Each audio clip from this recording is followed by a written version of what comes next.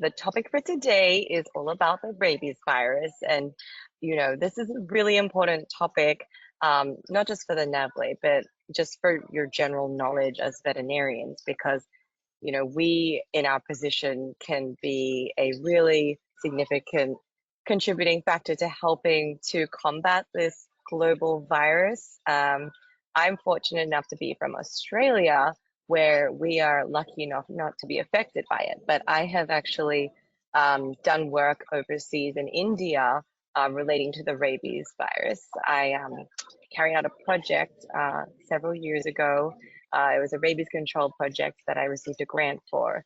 And the reason I went to India, and this will hopefully help you guys remember, is that it is the worst affected country. It has the highest prevalence of rabies cases, and that is in part due to some things and factors that I'll explain in a little bit.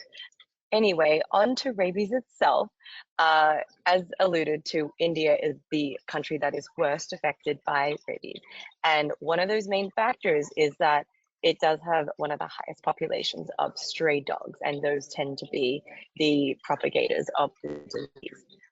So important to note, and you probably all, if you've worked in a practice before, you might have noticed that obviously we always emphasize rabies vaccines because that is how we combat this disease. And, prevention is better than cure because this is not a disease that is even considered curable at this stage. There are certainly some rare instances where some patients have been able to recover from, post-infection, post-exposure, but it is incredibly rare and it is not considered treatable. So in terms of how we actually recognize if patients are affected by rabies, I was lucky enough not to encounter any rabid patients while I was overseas. But the thing you have to consider when we're looking at rabies is that it is a neurological disease, right? The virus is present in the saliva.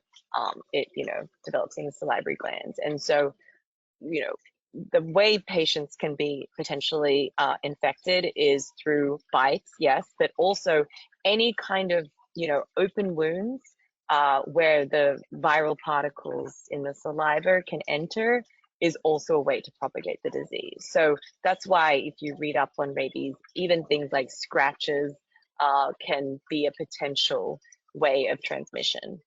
But when we're looking at the clinical signs, like I mentioned, we're thinking of neurological. And so inevitably, we're going to see behavior changes, right?